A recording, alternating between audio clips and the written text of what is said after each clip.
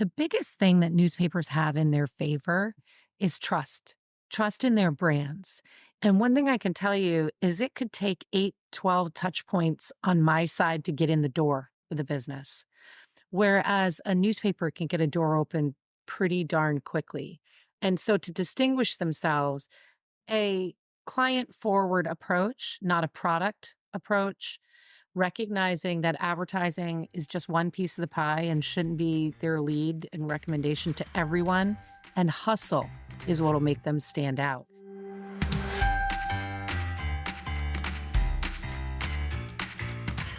Welcome to the Local News Matters podcast, where we explore pathways to stronger journalism, better businesses, and healthier communities. I'm Tim Regan-Porter, CEO of the Colorado Press Association. This episode, my guest is Shannon Kinney, founder of Dream Local Digital, a digital marketing agency serving small and medium-sized businesses. With a decade of service on the board for the Local Media Association and accolades such as Local Digital Innovator of the Year award, Shannon brings a wealth of experience and insight to the table. In our discussion, we delve into the evolving landscape of digital advertising, the critical role of trust in media, and strategies for local news organizations to adapt and succeed in a digital world.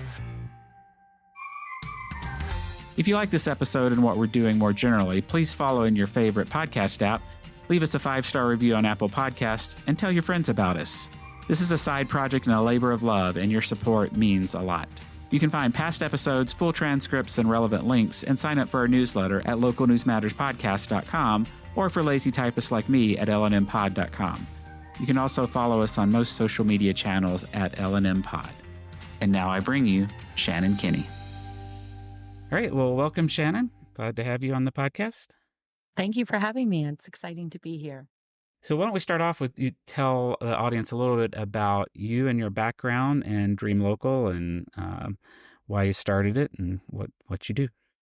Sure. I started in the media industry in print when I was actually 15 or 16 years old. I started by interning at my local newspaper, and I was just so excited to be selling advertising and helping businesses really get seen. And throughout my career, that has been like a foundational experience for me, really exciting.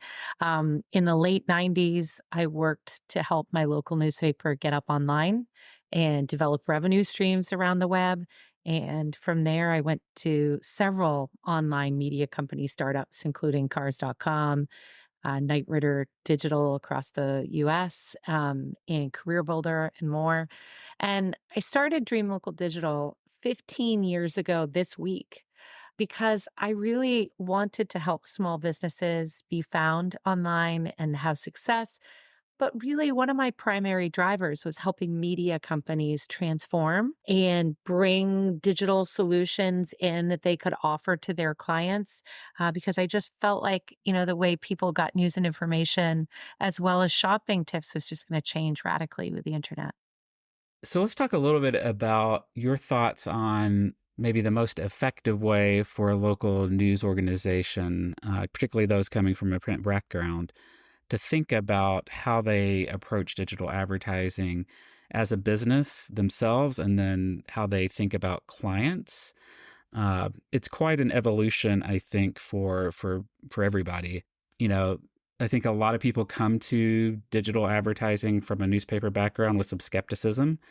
The phrase digital dimes for print dollars, and they see the margin is low. Yet at the same time, they know where readership is going and where advertising revenue, writ large has gone already. And so they know they need to be in the game, and they're having a hard time figuring out how they make that work. So what would you advise someone, publisher with that, coming in with that mindset? Well, I can say that I've been working with media companies in transformation for more than 27 years now. And it's true, it's not easy. It's also not new, right? Nobody's trailblazing here when we're trying to transform organizations from a traditional model to a new model. And I'd also say, I really disagree with low margins. I think when you're only selling advertising, that is a very transactional experience.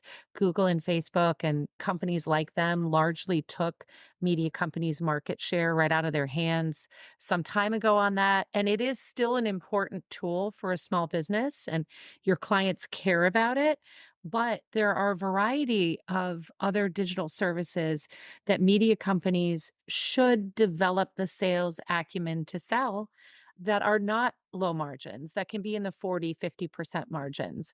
I know that there are publishers listening to this rolling over thinking that 40 or 50% is a small margin, but it's just the old print world is not coming back. And so it's time for us to find ways to really do what your mission is about, which is taking your audience and matching them to your advertisers, right?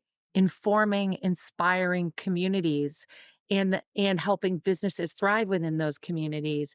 And to do that, we just need different tools now and strategies. But I think the last thing I'll say on that is I continually hear from media companies all over the US and beyond talking about how challenging it is to get their sales teams to have the skill levels to sell.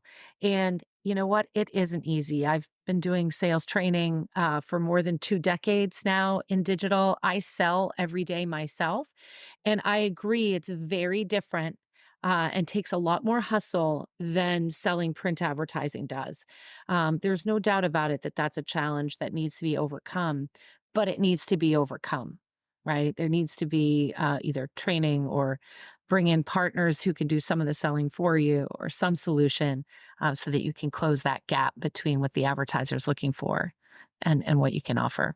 Sure. So I want to come back to what some of those products and services with the decent margins are. But first I want to talk to your point about the mission. So from an advertising side of the business, connecting audience and businesses, one of the transitions in thinking that I've been kind of working my own way through and how to articulate it is, if you roll back the clock 30 years ago, local newspapers were the essentially Googles and Facebooks of their town, right? They were the center of a lot of civic life. They were how people found their information. And that was how people found out also about the businesses. And the businesses wanted their local media, to work with them because that was really the only way to reach their audiences, their potential customers. And so largely, we didn't have to work as hard to sell. People came to us and we sold audience, and that was kind of the end of it. But they came to us because they had a business need, a marketing need that we solved. And I think realizing that you're not just selling an audience, you are there to help those businesses connect with their communities is a kind of a different mindset. So just saying, hey, we can sell you a print ad, we can sell you a banner ad, and we can throw in Facebook and Google with it is very different than being a marketing partner and saying, how do we help you get your message out to the right people? And that's something you and I have talked about, previously. So can you talk a little bit about that shift in mindset of what you're really there to do and who you're there to serve and what are you actually selling? Yeah, advertising is one important component of a business's needs to market themselves, but it's only one, right? And if you're thinking about what businesses are really looking for from their newspapers, they're looking for a trusted environment and brand to be affiliated with, and they're looking for a trusted advisor, someone to guide them through their marketing. And that role has just evolved and become much more complex. And trust me, your clients feel the same way, right? They liked it when they could call the radio station and the local newspaper, maybe a weekly and a daily, and their job was done, right? They don't love that it's that complicated either. But the point is, it is, right? It's a very fragmented marketplace, and businesses need to be a lot more understanding of opportunities of how to reach their audience in a clever way and in a meaningful way with the right reach and frequency to make them compelled to take action. So advertising is something that's important to sell. But for me at Dream Local Digital, that's a tiny piece of our business. It's not the primary piece of the business. We sell website development, A business needs help reaching audiences. We do email marketing for them on their behalf to purchased or rented lists. And when we're working with media partners, also sponsorships of media newsletters, email newsletters, which is a really effective way to reach people.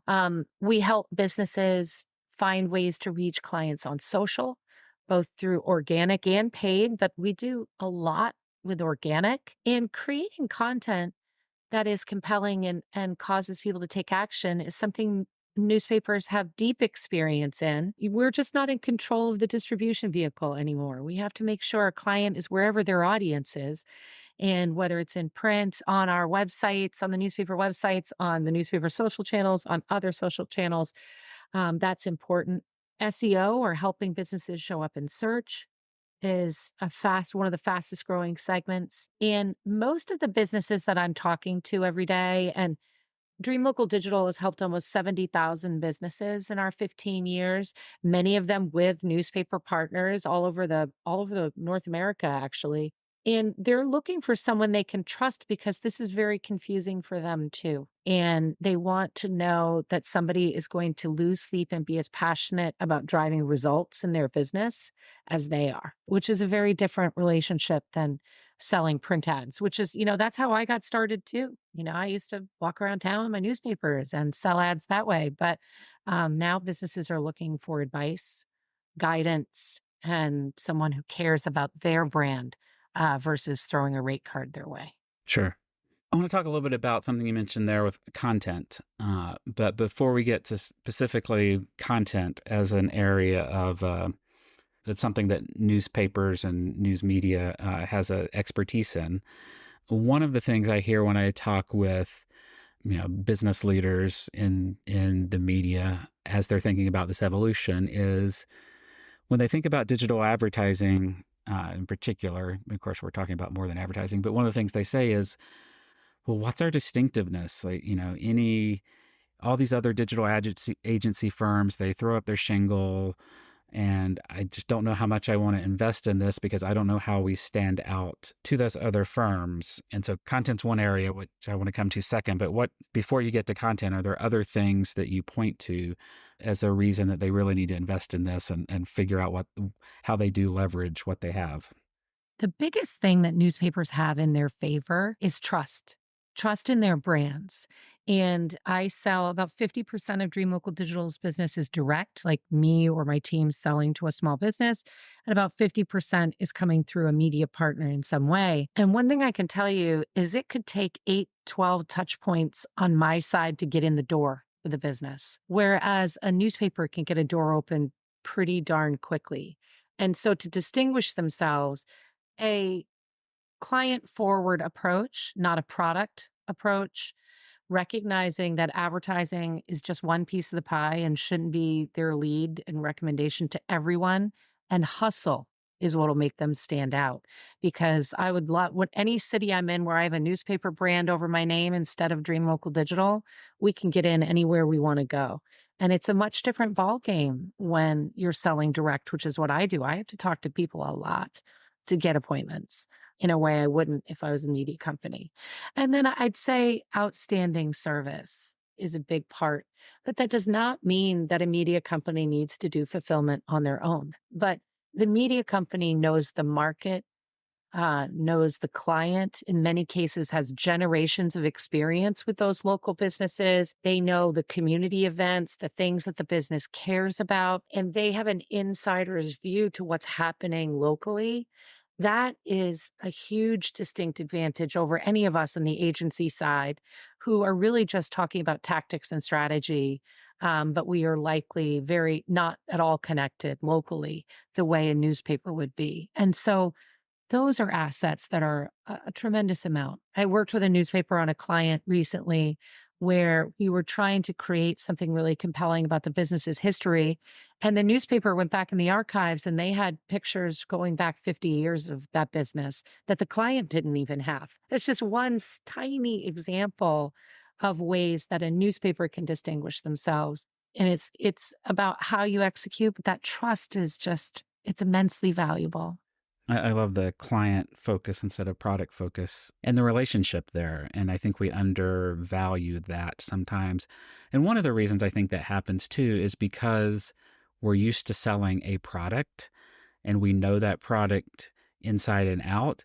And digital is so overwhelming. There are just so many components to it, and it can get very technical and technocratic, very detailed, very quickly. And so you don't feel equipped to even have that conversation. So, and as you said, you can partner with people, but how do you advise sales teams on how to even get comfortable with starting that conversation, even if you're bringing in a partner? Yeah, absolutely. It's selling space, like print ad space or banner ad space, is not a challenging thing to sell because it's not a deep conversation you're having with a client, right? Like it's what do you want in this box? And the effectiveness of that alone has dwindled significantly over the past years. And so it's really time for media companies to master our craft and up our game and be willing to do the work it takes to at least at minimum understand a lot more about the company's needs and be needs based selling versus solution or product selling, and think about how you add value, advocating for that client with your solution provider, whether it's a design team internally or whether it's a vendor partner relationship. It's about really getting that customer and who they are and what they need. And that just takes more work. I mean, it's the long and short of it. It takes a lot more work and hustle. That said, I did a basic training earlier this year that was free to anybody in the US, any media company. It was like in just a couple hours, I showed them the key to becoming a trusted advisor is really that listening and a couple key questions to ask in the beginning, but also just understanding not the technology or how the sausage is made, but just what are these different tactics and how do they work together, even if you don't sell them, right? Like, don't advise a client not use SEO if they're a plumber because they probably really need that, right? And you're trusted by just understanding how they work together. At the conclusion of the session, one of our attendees who had been out of the business for a decade raising her small children and had just come back to a local radio station to work went out and sold a 30-page website. I didn't talk at all about technology, and most of your clients don't want to either. They want to express themselves in a website or in email or in social, and your job is to help them tell their story, which newspapers are uniquely qualified to serve in that capacity. And, very few clients want to get into the weeds when it comes to some of the technology stuff. For our partners, when they do, like sometimes car dealers want to talk cost per lead or really get into the weeds, they're having those conversations with us under the brand of the newspaper. They're not torturing the sales team with that typically. Yeah, so let's dig into that just a little bit. The storytelling aspect that we are qualified to do. That should be something that I think we should leverage that. That's a unique strength, and we have centuries of, in many cases, for these outlets of doing that. Yes, a lot of it is journalism, and there's an appropriate separation between marketing and journalism, but you have those storytelling skills. You don't want your reporter, writing an ad for the business they're covering. So it's probably a separate team, but it's still, as an institution, you understand story, you understand audience, you understand making those connections. It's so true. And I spent more than 10 years on the board of the Local Media Association. And one of the projects that they have that is just something to be proud of is the branded content project. And in that project, which is still live today and very much thriving, they have news organizations, and they are separate teams for the most part in there, learning how to do storytelling and get paid for it, with branded and sponsored content on the newspaper website, the newspaper's social channels, the client's website. And that's just one of the tactics where a business just wants to express themselves and attract new clients, new traffic, foot traffic, whatever their primary mission is. And a news organization or newspaper sales teams And marketing teams are uniquely qualified to understand at minimum how to get that story out of the business and how to, folks like me or anybody can distribute that stuff, right? We'll get you out on any social channel you want, email, wherever you want. But it's that knowing that local market, that local business in a way that's really unique. And I think even if you have businesses in your market that are national, they need that even more, right? And they may not be a customer of the newspaper, but they could be a great customer on the digital side for you, particularly when you go, storytelling forward point of view. It's a very distinguishing capability set. And I'll just throw in here, obviously, or maybe not completely obviously, you want to protect your own brand as a news organization. So if you are running this branded content, it needs to be appropriately labeled. I know some publishers are a little reticent when they hear the phrase branded content because of things like the excellent piece John Oliver did on branded content, sponsored content. And that was more TV focused, but where the line between what is editorial and what is paid for by an advertiser was blurred. And so you have to keep that in mind. And it It's doesn't do so the, important. yeah. But newspapers have been doing special sections for decades and decades, right? Like there has always been some level of sponsored or advertorial content. And it's important when you sell it to be really clear with the advertiser about expectations, about that line.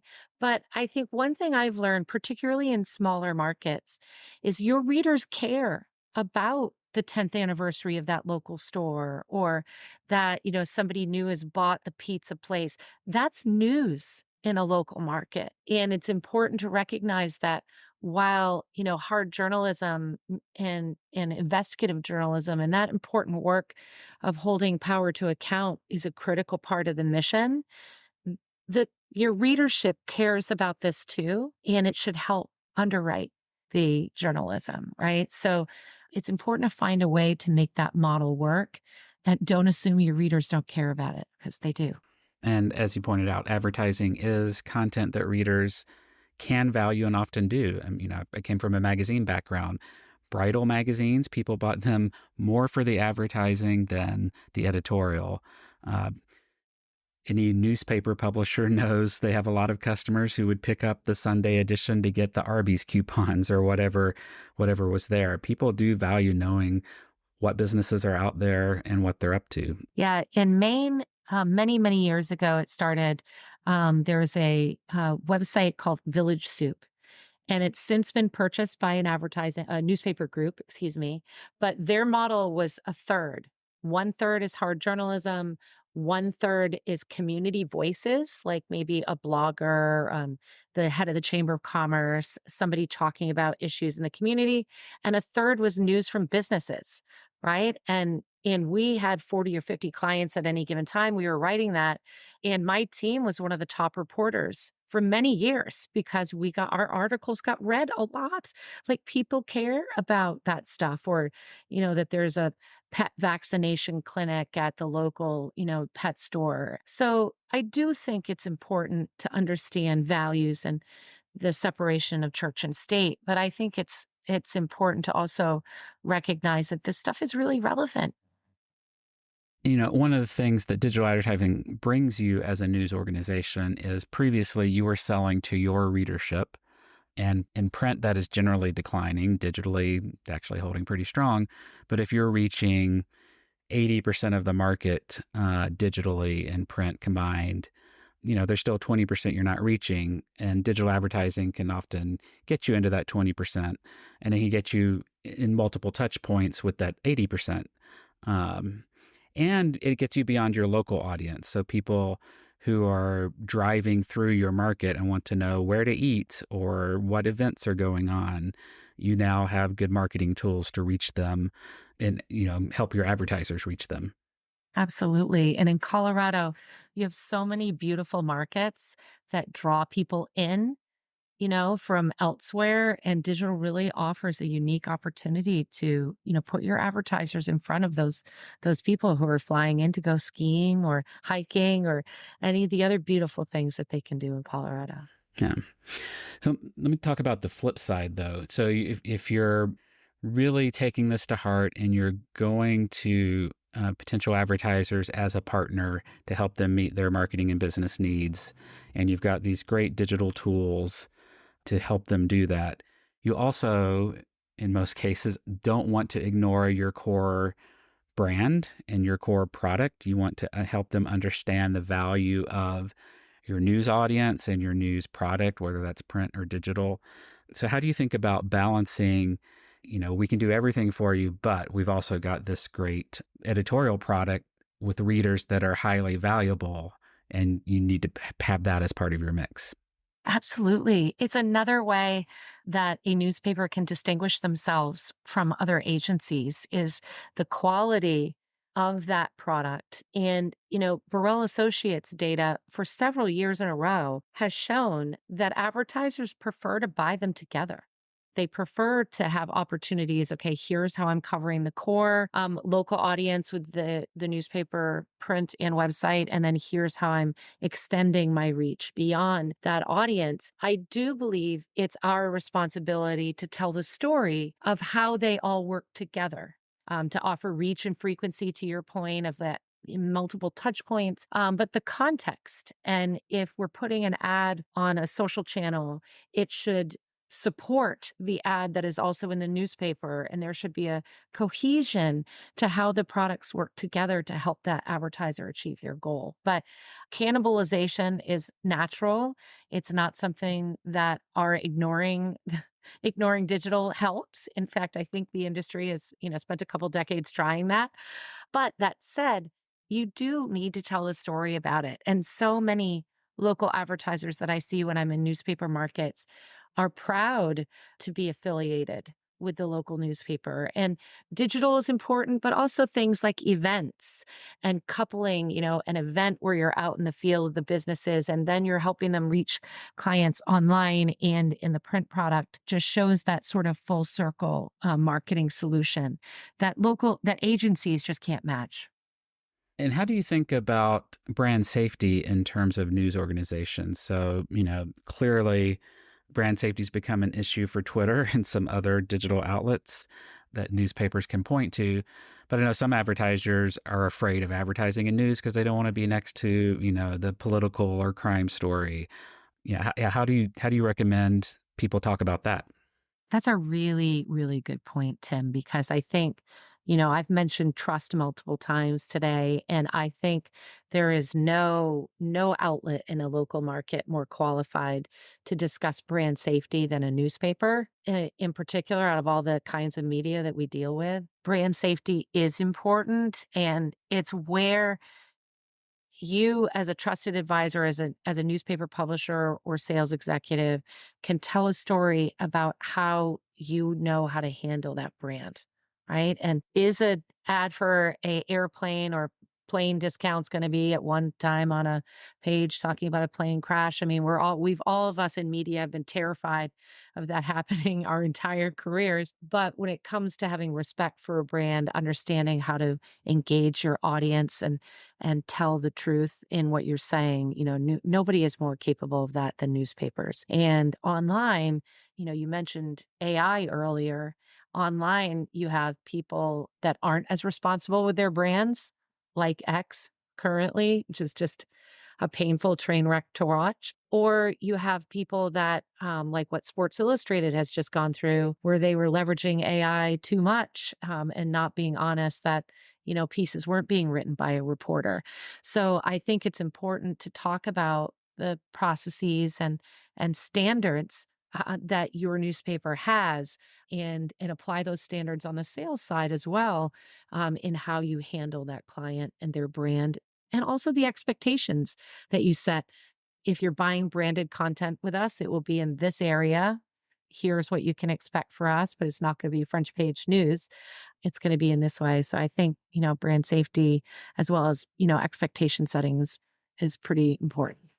And I think we need to tell that trust story more, because if you look at national polls, even sometimes statewide polls, if you just ask about media in general, a lot of times people are going to they're going to immediately think of highly partisan news outlets or whatever news outlets they don't think of. But if you ask them about their local newspaper or their local radio station, you get a very different result, even statewide. So just earlier today, my lobbyist forwarded me a poll that showed trust in Colorado reporters was okay, not great. But we've had other polls, surveys, third-party studies, academic studies, and when you ask about their local outlet, it's a very different thing. So even at a statewide level, they might think of that editorial guy on TV who's always spouting off the views they don't like, or they think of whatever outlets they don't like. But their local institutions, they tend to hold in reverie,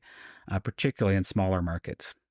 Yeah, I think that's true. And I think when you see polling numbers that are lower, I would posit that you would find that that's fairly standard nationally, right? I think the deep divide politically in our country has really caused a trust challenge for media overall. But there's a huge difference between local news coverage and national or political or issue driven coverage.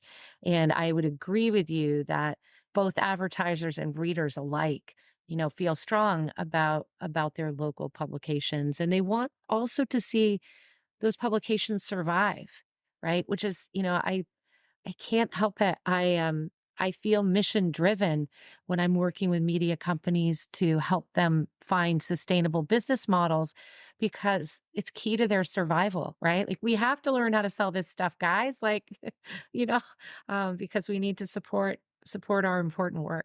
And I think that's an important message too. But I've been wanting to put together a campaign for our newspapers that it's a message to advertisers to do well and do good at the same time by advertising in their local newspapers. It's to their benefit and it's to the community's benefit by supporting quality local news.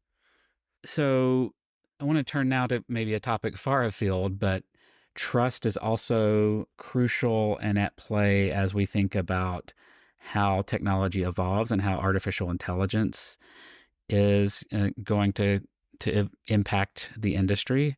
And I think it's potential there's a huge potential that this will impact the economics of local news as well as the advertising market in general. So I'm wondering if you've put any thought into how AI may impact what we do in digital marketing.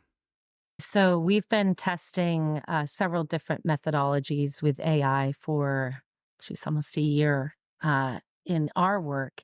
And it has a place that is a very important place. It can help analyze data quickly, find a headline in data, to help us tell a story, whether it's about our own internal financials or a client's results.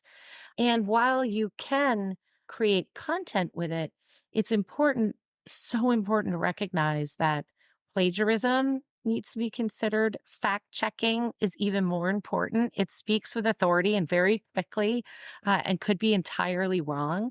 So we tend to use it for ideas about headline writing, about can you take this piece and tell it in this voice? And it's inspiration, but it never in any way is replacing humans in what they're writing. It's just supporting and making them more efficient at what they're doing. Another thing we've used it for is content conversion. So if I have one training manual, and then I need to teach somebody how to do something else, I can say, teach a client how to optimize their Google business profile in this voice. And we upload our training manual, and then it'll help spit something out that our team can then massage and work with. So AI is important. And I know that there's a lot of important work being done right now about how newsrooms can leverage AI to drive efficiency, and ideas and inspiration as well.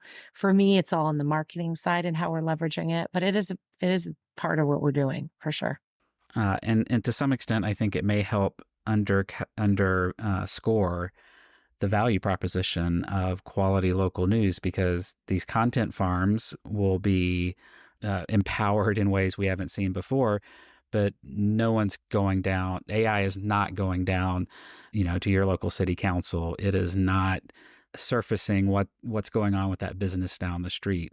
So the more you can lean into your unique content and the trust you have with your audience, I think that's going to be valuable not only to your readers and listeners, but also to your advertisers. Absolutely. And where you use it can be on areas like using data to tell a story, like analyze home sales data in Grand Junction over the last 5 years and upload it.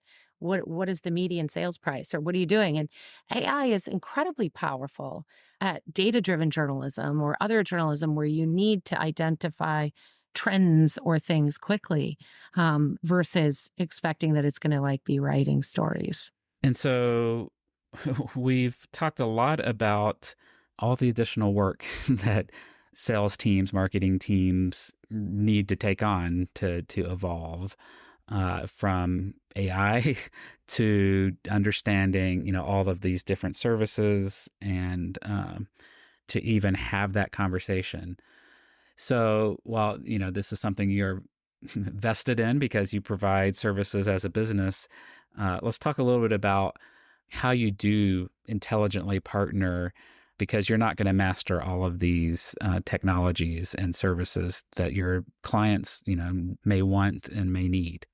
Right. And, large media companies have spent many, many millions of dollars trying to replicate it. I have in building Dream Local. It's an incredibly complex business to build. And one of the reasons I did it in a white label way to power other media companies is the easiest way to be efficient and affordable is if you do it a lot. Right. So a small local entity, it's a huge challenge to profitably serve a business with what they need. And so I think it's about looking at your internal team and your strengths, look at, survey your client base and your advertisers and say, hey, we're considering offering a lot of these solutions. What ones are the most important to you? Where do you see gaps? And how can we be of assistance to you? And partnering with a solution provider, and there's several of us out there, it's not just me, obviously, is a really smart way to be able to profitably serve your clients.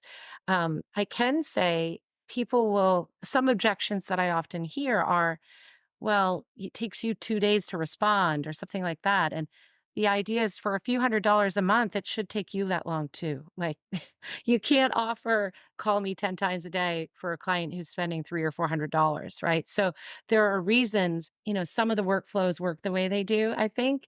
But that said, it's about finding a partner that you feel can collaborate with you, that has a strong value system similar to yours.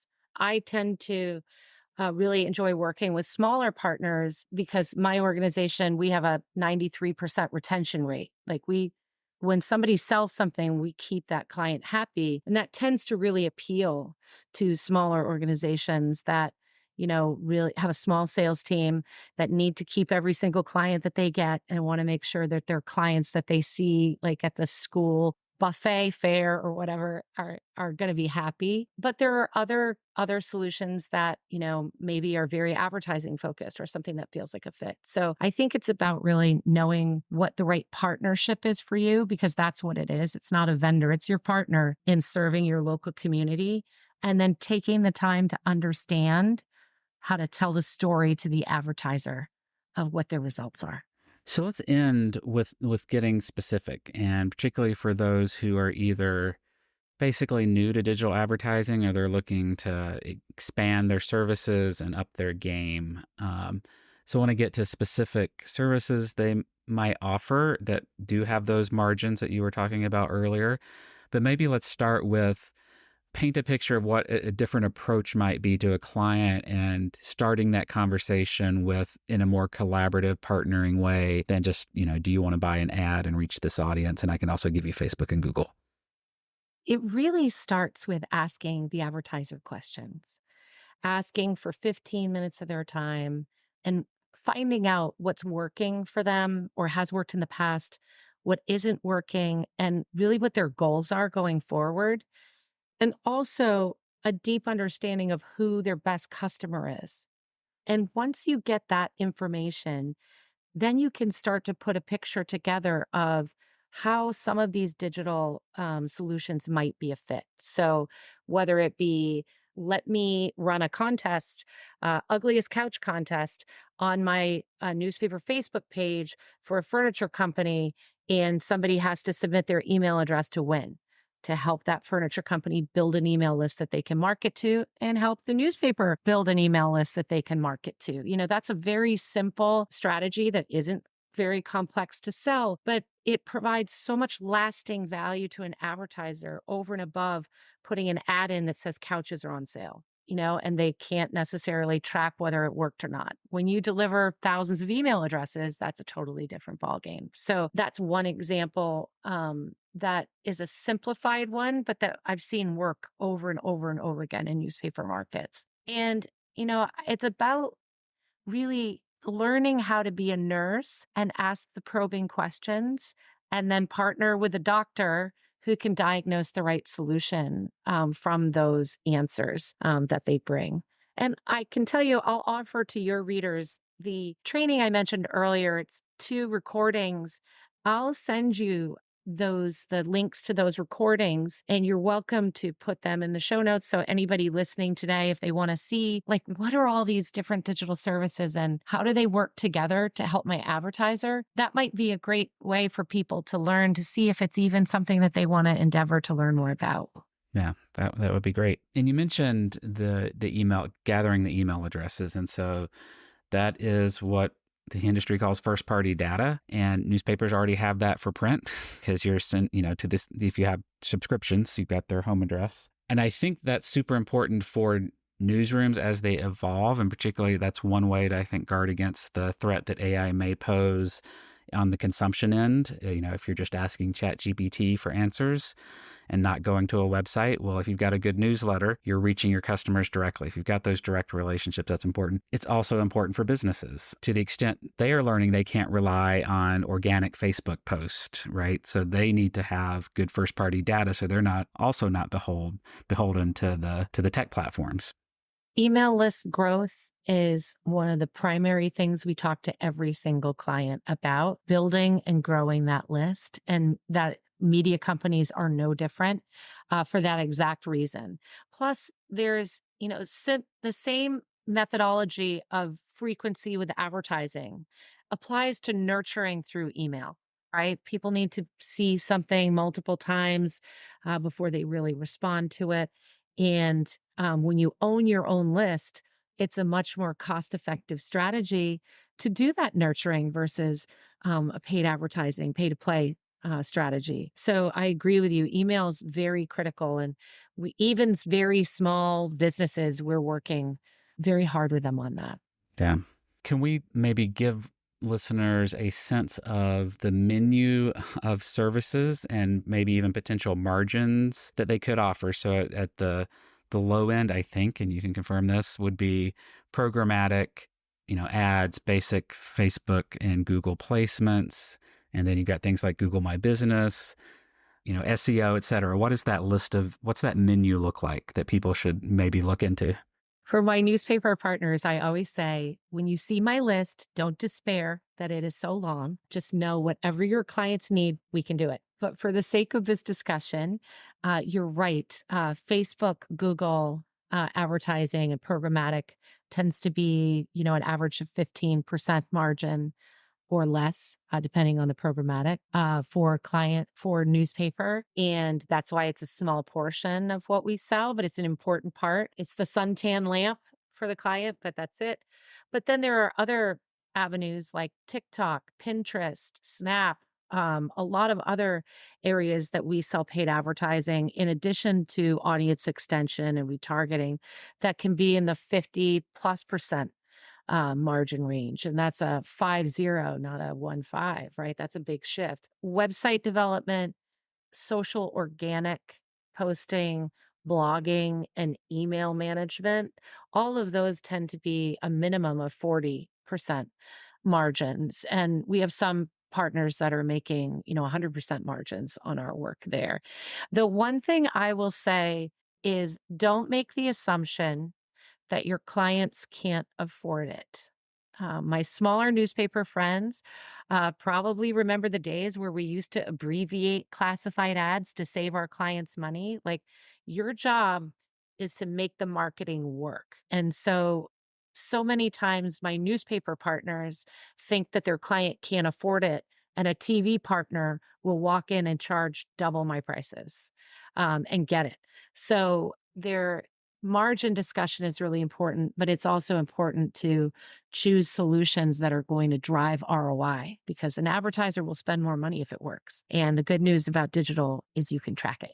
Well, I hope this has been helpful to listeners. I think it's been fascinating to me to dig into a little bit. And if people want more information about you and Dream Local, where would they go? They can find the business at dreamlocal.com, or they can email me at Shannon, SHANNON, at dreamlocal.com. And I'll put the free training sessions in your show notes.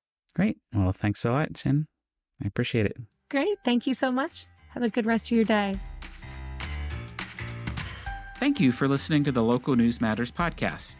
Never miss an episode by subscribing in your favorite podcast player and sign up for our newsletter at lnmpod.com. And thanks to our production partners at Pirate Audio. Pirate Audio believes every community deserves great things to listen to, and they're on a mission to help local newsrooms reach their communities via audio. If you're interested in starting a podcast or need production support for an existing one, let me know and I'll be happy to connect you. If you have guest recommendations, others doing interesting and innovative work in local news, let me know through the contact form at the website lnmpod.com.